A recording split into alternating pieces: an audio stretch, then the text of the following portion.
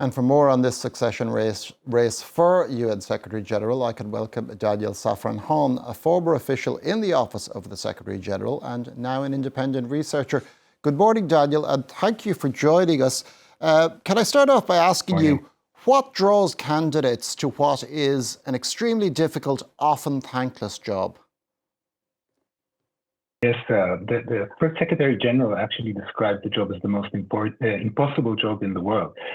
So I think your question is very pertinent. But nevertheless, the job is also considered the #1 diplomat, and puts you in a very unique position to engage on the most important crises and topics of our time. So for people who want to make a difference, that is an opportunity, but it is a very difficult job. It always was, and it's become all the more so in the last decade, I'd say. Now, the last time a Secretary General was appointed in 2016, 13 candidates put themselves forward, at least initially. This time it's only 4. What has changed in the past decade? A lot has changed. I think this indicates quite a bit in terms of the appeal of the job and how difficult that job is. As I mentioned in my previous answer, it's become all the more complicated and difficult.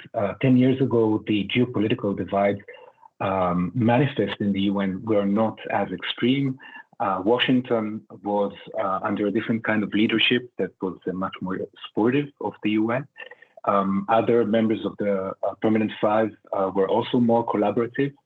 So the job was, I wouldn't say easy, but it was different. The other element that you mentioned in your excellent reporting earlier is the deep financial crisis the organization is facing.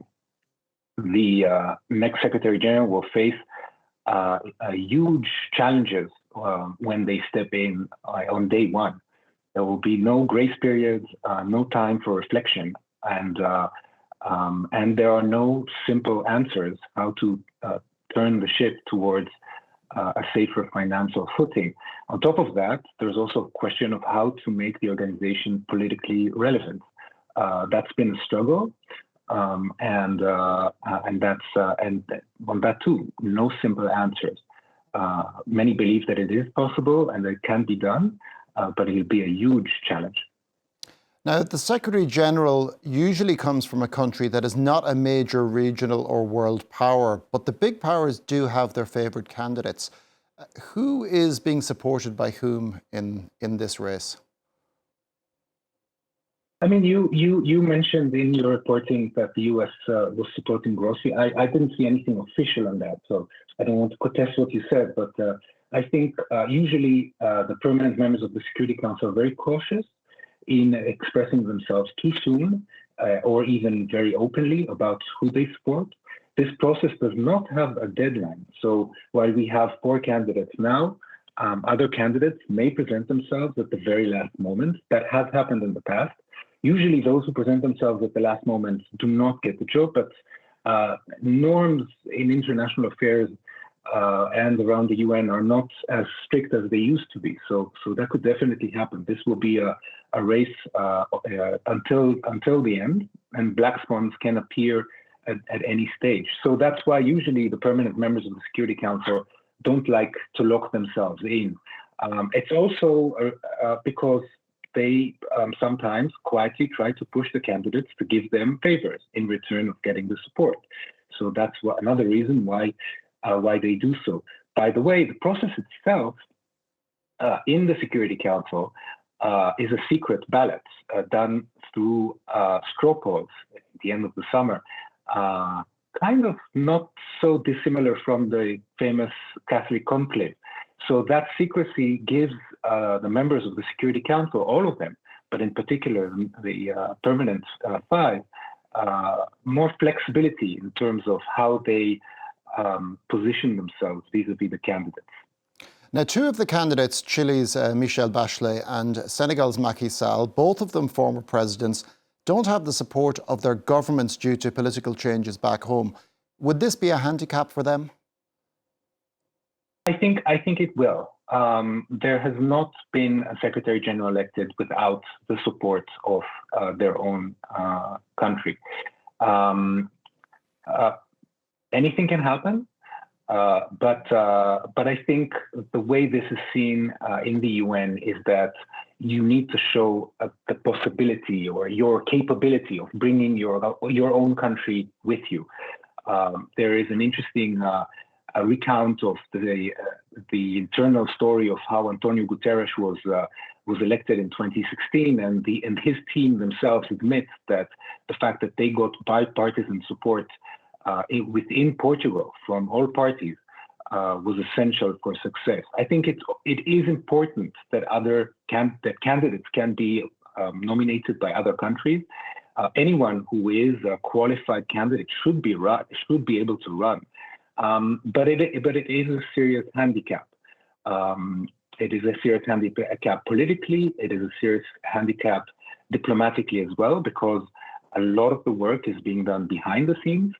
The countries that support their candidates actively are quietly engaging with members of the Security Council, the Permanent Five, and others to try and encourage them to vote for their candidate. So I have to say, it is what it is in that sense. The candidates cannot ignore this fact, and I think it'll be a major weight on their candidacy. And one final question, just brief. The position of Secretary General has done a tour of the world in recent decades. Latin America hasn't had a Secretary General since Javier Pérez de Cuellar, who stepped down in 1991. With 3 candidates from that part of the world, is it likely to be another Latin American? So this is not a written rule in the United Nations. And you may recall that 10 years ago, there was a bit of an issue around that as well, because the inclination was to have an Eastern European candidate. And the current Secretary General Guterres was able to reframe the debate and present this as something as a European candidate. So that was a solution at the time.